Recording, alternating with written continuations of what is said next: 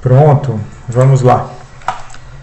Olá a todos, essa é a aula de número 13, Introdução ao Sensoriamento Remoto da disciplina de Geoprocessamento, semestre 2021.2. Eu vou gravar a parte teórica, eu vou disponibilizar para vocês essa introdução e mais uma segunda parte que eu vou gravar na sequência, que ela vem preceder o exercício prático que nós faremos na aula síncrona. Então eu vou falar algumas coisas aqui e compartilho com vocês também a apresentação. Primeiro,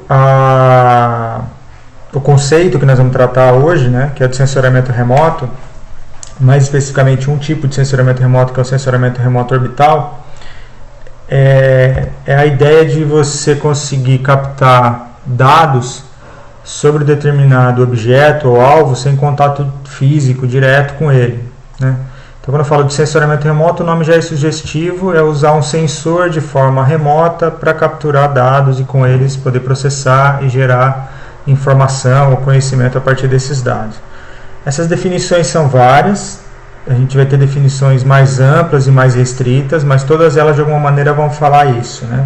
Então você tem as definições mais as clássicas, como o Jensen, que é um autor que talvez vocês encontrem por aí mais à frente, que ele vai dizer que o sensoriamento remoto, que é a arte ou ciência da obtenção de informação sobre o objeto sem contato físico direto com ele, e assim é uma tecnologia científica que pode ser usada para medir e monitorar importantes características biofísicas e atividades humanas. Ou seja, já dá umas dicas aqui, né? É ciência e é arte, então tem técnica, mas também tem visualização para obtenção de informação, no caso, né? A informação, na verdade, você consegue obter ela após o processamento da coleta de dados, né? E pode ser usada para medir e monitorar características biofísicas e atividades humanas, ou seja, está vinculado a medições de energia, né? No caso, ele está se referindo a atividades humanas aqui, mas quando diz atividades humanas, ele quer dizer as mudanças físicas que nós podemos identificar ou captar, né, nos materiais dentro de uma imagem de satélite que são relacionadas às mudanças das atividades humanas, por exemplo, desmatamento e tal. Aí você tem alguns autores brasileiros que também são bastante conhecidos que vão ter as definições. Aqui no Brasil a gente tem um centro que é especialista no uso de sensoriamento remoto, que é o INPE, que vocês já devem ter ouvido falar, que é o Instituto Nacional de Pesquisas Espaciais. Lá no INPE, por exemplo, tem a professora Evelyn, chama-se Evelyn Novo. Ela vai dizer que o sensoriamento remoto é a utilização conjunta de modernos equipamentos, sensores, equipamentos para processamento de dados, equipamento de transmissão, aeronave, espaçonave, etc., com o objetivo de estudar o ambiente terrestre através de registro e das interações entre as radiações eletromagnéticas e as substâncias componentes do planeta Terra em suas mais diversas manifestações. Como vocês veem, é um negócio bem mais restrito. O Jensen diz que obter informação sem contato direto, serve para monitorar tanto características biofísicas quanto humanas. A Evelyn Novo vai falar, inclusive, que tem que ser sensores, mais os equipamentos de processamento, mais os equipamentos de transmissão, mais as aeronaves, que são as plataformas e tal, né? Quando a professora Evelyn fala de aeronave, espaçonave, etc., ela está definindo um sensoriamento remoto que é muito específico, né, que é o sensoriamento remoto orbital ou suborbital. Mas sensoriamento remoto em si, como é a definição ampla, captar informação sem contato físico direto, pode ser no solo, por exemplo, como a câmera fotográfica. Não necessariamente precisa estar numa plataforma que voa ou está em órbita, ou algo desse tipo. Então existem diferentes níveis de proximidade com o alvo, de captação de informação e de dados e informação com sensoriamento remoto, né? Bom, a gente vai falar de sensoriamento remoto orbital, que é esse que a gente usa satélites para capturar essas informações, mas para registro, né, existe suborbital, como balão, avião, drones atualmente, e mesmo terrestre, como câmeras e tal, né? Então, se eu perguntar, se vocês precisarem saber qual é o conceito, é esse, né, o básico: capturar informação ou dados sobre um determinado alvo, no nosso caso da superfície terrestre, porque nós estamos preocupados em mapeamento, sem contato físico direto. Então, lembra sempre que esse é o conceito básico. E o princípio físico, que eu vou tratar mais à frente, depende da troca de energia entre os materiais e tal, né? Então, essas são as definições mais recorrentes. É bem simples pensar nisso quando a gente lembra dos nossos próprios olhos, né? A gente faz isso o tempo todo. Nosso olho funciona exatamente nessa concepção física, né? Captura a energia que é refletida ou emitida pelos corpos, né? Quando eu digo corpos, pode ser qualquer objeto, uma mesa, uma cadeira, uma roupa, uma pessoa, o que seja. A luz, eles chamam de energia, a gente fala comumente luz, interage com esse corpo, uma parte é absorvida, uma parte é transmitida, uma parte é refletida. Isso que é refletido atinge nosso olho, a gente tem o cone, bastonete, aquelas células fotossensíveis e tal. Elas vão converter isso num sinal elétrico que vai para o cérebro, que vai pegar esse sinal elétrico e transformar em que a gente, né, que eu imagino que todo mundo veja, que é uma imagem.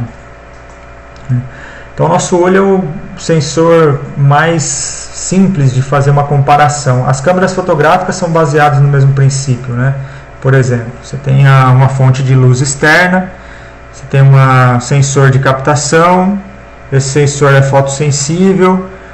Nas primeiras câmeras era uma placa com betume, por exemplo, ficava horas lá exposta, então o betume escurecia de ficar exposto à luz. Onde não batia a luz ele ficava claro, por isso que a gente chama de negativo, né? Porque onde batia a luz ficava escuro, que era para ficar claro, ficava escuro. E onde não batia a luz, que era onde a gente sabe que não tem luz, é escuro, fica claro, porque não interagia com a energia que atingia o alvo e tal. Então, simples assim. A ideia é muito simples. É lógico que os sensores são mais complexos. O nosso olho, por exemplo, é um sensor passivo, assim como tem sensores de satélite que geram imagens que são do tipo passivo, ou seja, depende de uma fonte externa de energia. No caso, o Sol, a fonte primária que a gente tem de energia é o Sol, inclusive de energia luminosa, não só para as plantas, fotossíntese e tal. Mas se a gente pudesse desligar o Sol, provavelmente a gente não veria nada, né? Porque a gente não teria mais energia de uma fonte externa chegando até a superfície, interagindo com os alvos, etc. Mas também existem sensores ativos, que são aqueles que geram o próprio pulso de energia, que vai interagir com o alvo e vai retomar a leitura desse mesmo pulso de energia, né, na volta, e vai gerar as imagens, nesse caso, com uma fonte de energia própria. Por exemplo, o radar. A imagem de radar é assim, ou o radar que dá multa no carro, é a mesma coisa, ele solta um pulso de luz, esse pulso de luz interage com o carro, no caso, ele retoma, e a velocidade, né, o comprimento de onda na ida e na vinda vai ser alterado em função da velocidade do próprio carro. Então, o cálculo dessas diferenças de comprimento de onda, como elas interferem umas nas outras, a gente consegue estabelecer uma proximidade muito grande de velocidade e tal. Mas só para diferenciar, ativo e passivo é isso. Então, passivo gera o próprio pulso de energia, ativo não. Aliás, ativo gera o próprio pulso de energia. Os sensores passivos não, eles dependem de uma fonte externa, como os nossos olhos, por exemplo. Então, a lógica física é sempre essa. Nós temos uma fonte de energia, que pode ser externa ou pode ser interna. Nós temos um meio que propaga essa energia. No caso do sensoriamento remoto, a gente não tem contato físico, ou seja, não pressupõe um meio físico de propagação de energia. A luz propaga-se no vácuo, senão não sairia do Sol e chegaria aqui, né? Porque entre entre a Terra e o Sol tem o vácuo. E nessa propagação do sinal, né, da quantidade de energia, ela vai vindo dessa fonte externa, por exemplo, o Sol, vai interagir com os objetos, e aí na equação, né, você tem uma parte que é absorvida, uma parte que é transmitida, uma parte que é refletida, né, a energia total que incide é a somatória dessas três componentes. De forma simplificada é isso. O que volta é o que o satélite, por exemplo, que está lá em órbita, mais ou menos 600, 700 quilômetros de altura, esses de observação da Terra, eles vão captar essa energia, os sensores vão converter num pulso elétrico que vai gerar uma imagem, e aí você tem as plaquinhas lá de silício e alumínio que vão fazer essa história toda. Aí tem a ver com os componentes eletrônicos. Vamos falar disso também mais à frente, né?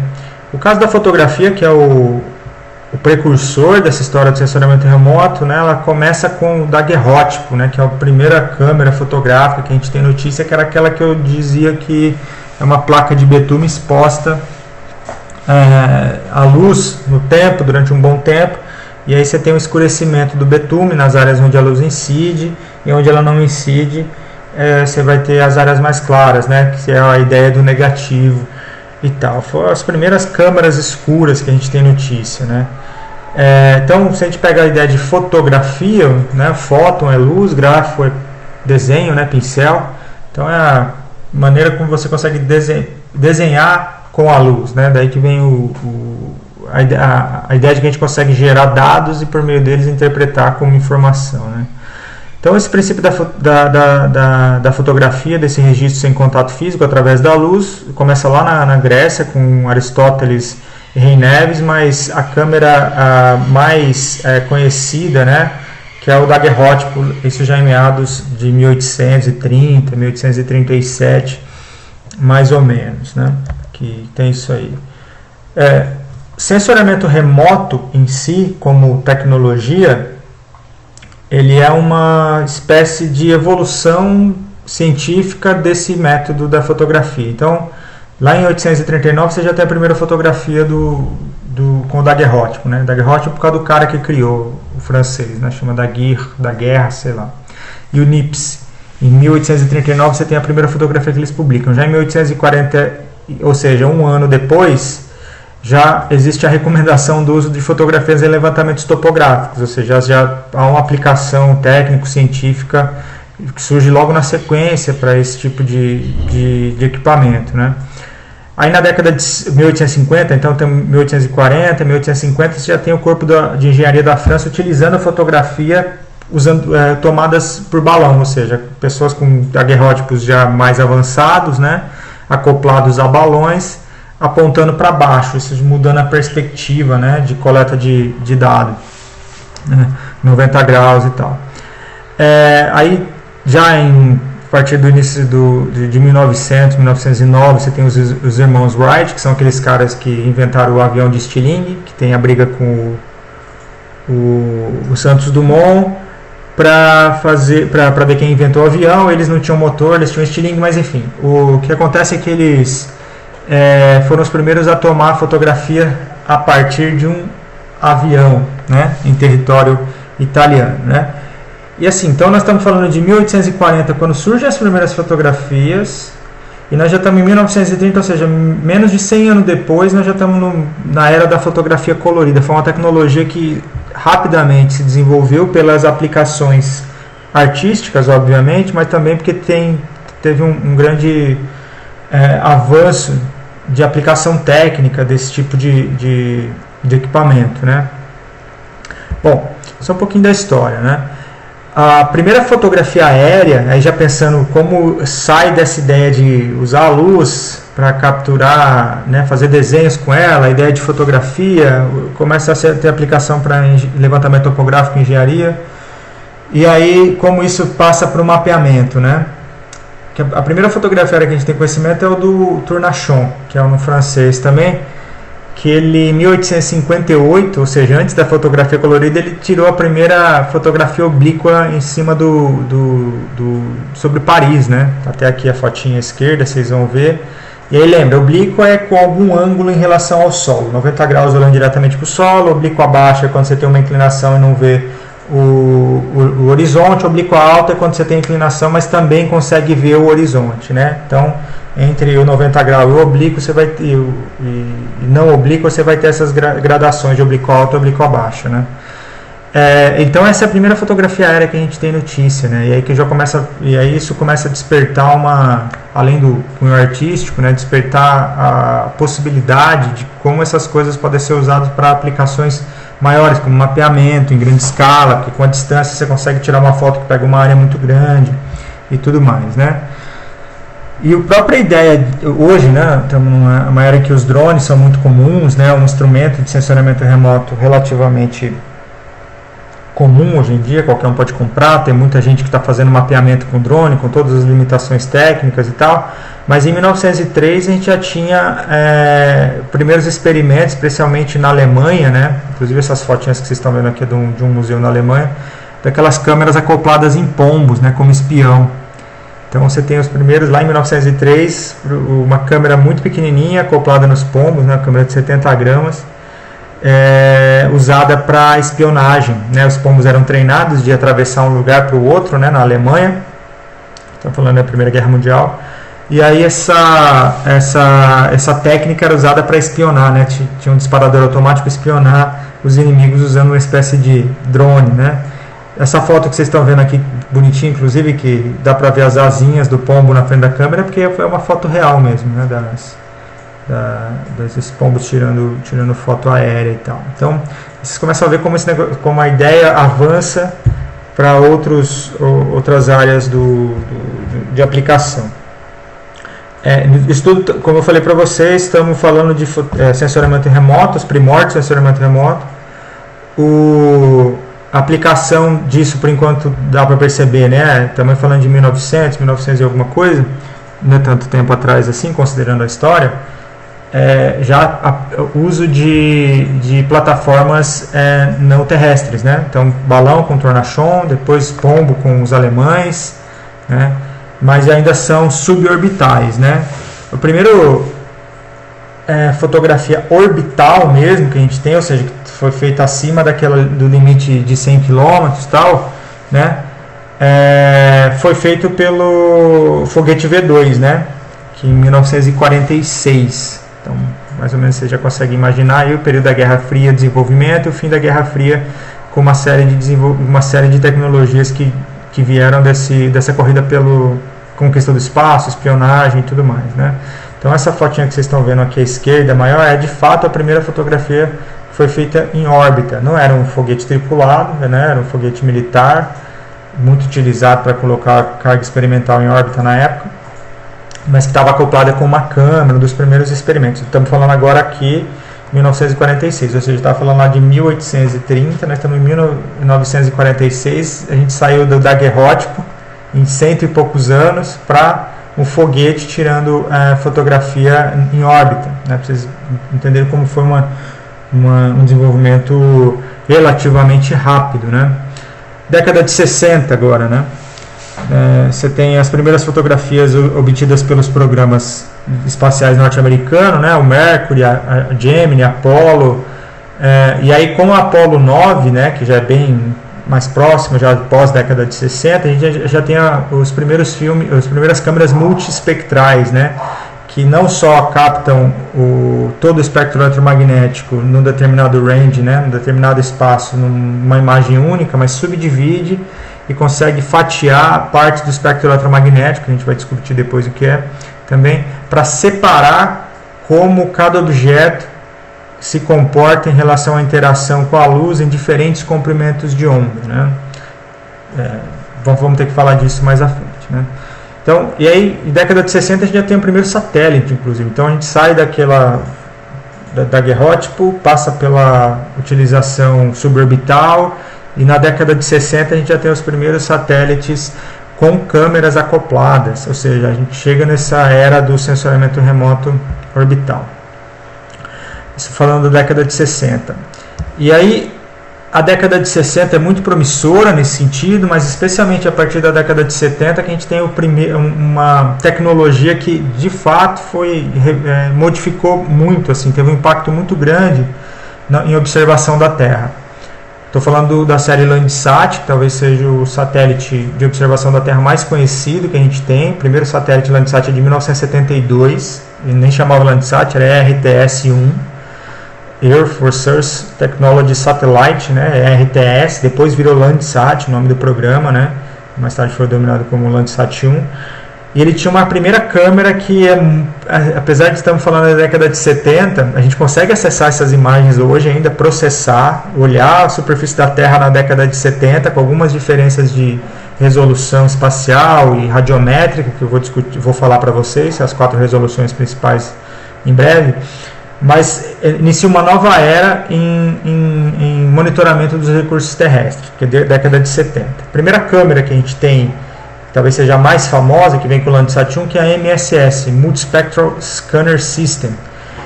que é a primeira câmera de monitoramento contínuo. Esse satélite está nessa órbita que eu falei para vocês, mais ou menos 700 km de altura, numa órbita quase polar, ou seja, ele roda de um polo ao outro enquanto o planeta vai rodando. Então, cada vez que ele dá uma volta completa, ele já está num outro trilho, né, porque o planeta se deslocou em rotação, né?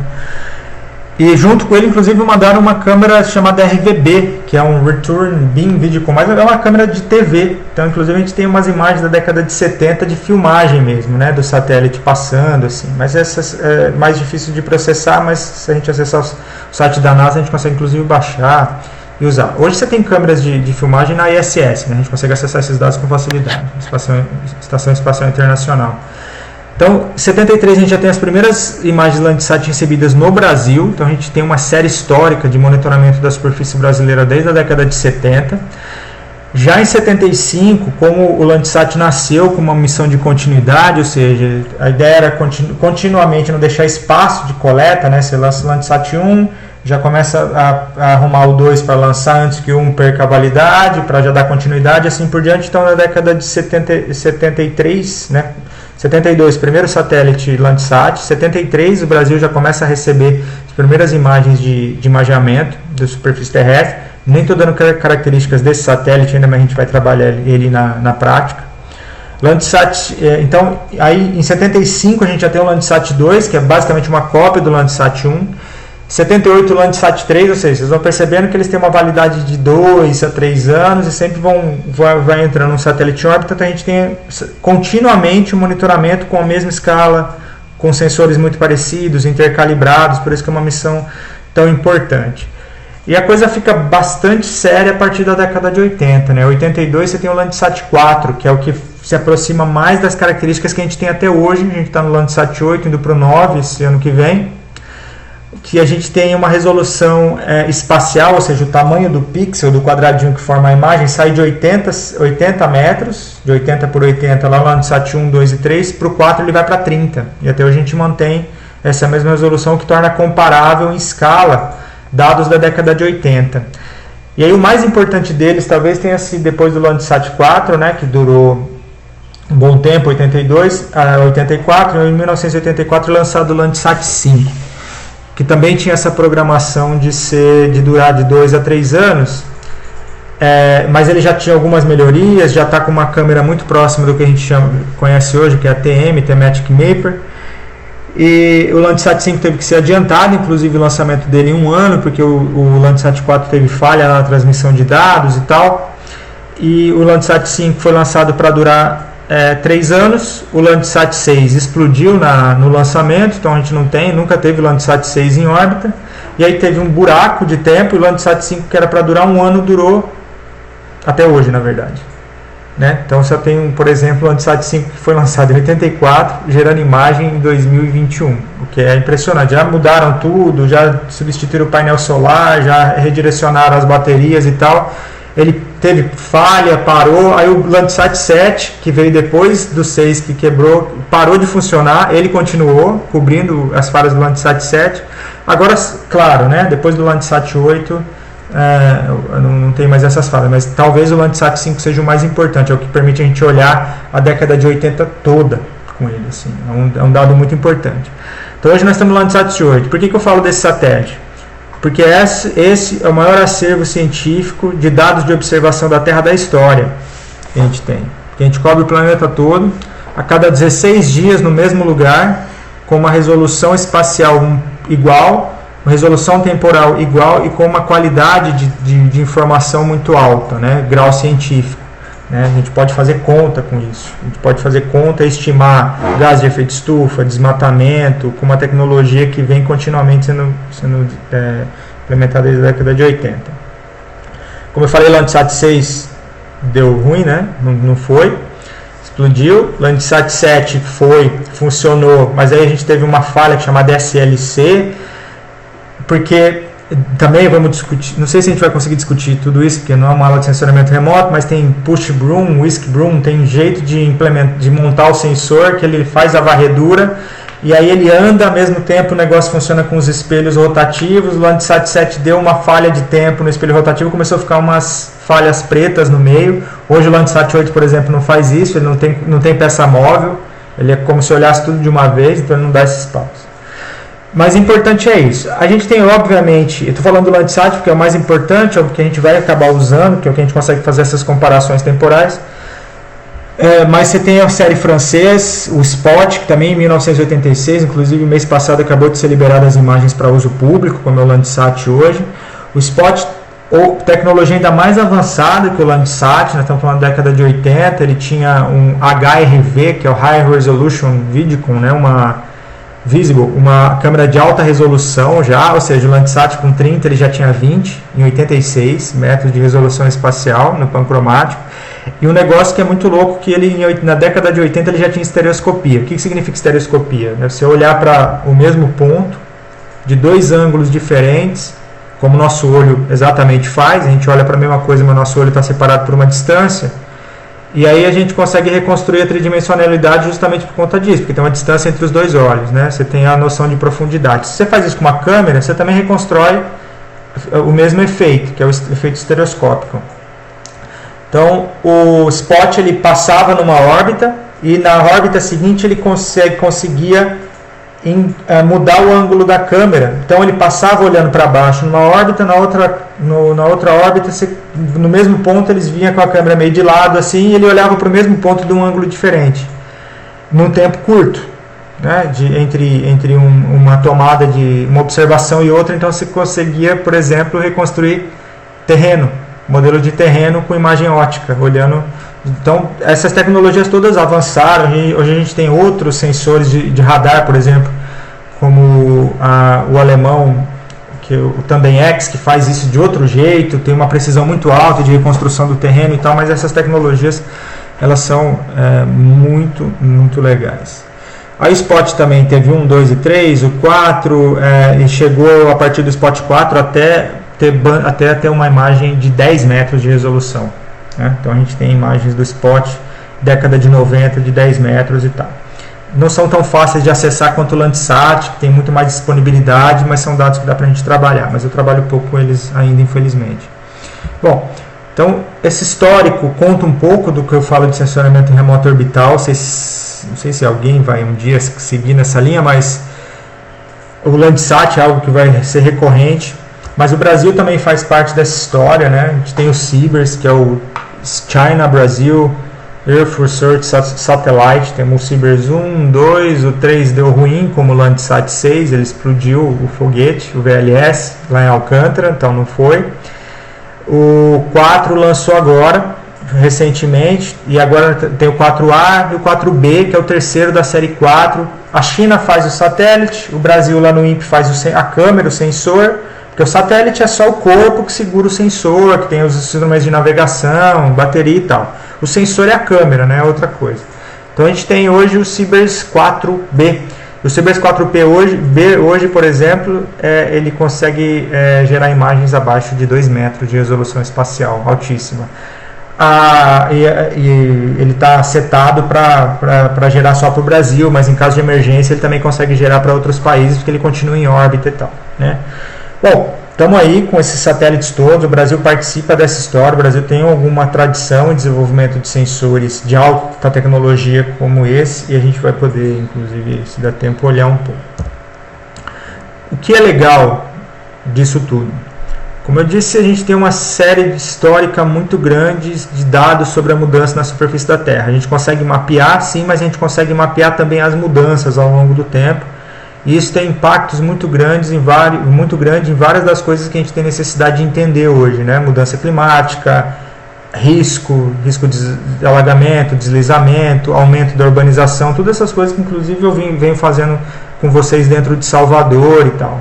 Então a gente consegue saber onde tem vegetação, onde não tem, onde tinha, não tem mais, o que aconteceu com os rios, onde aumentou a ocupação urbana.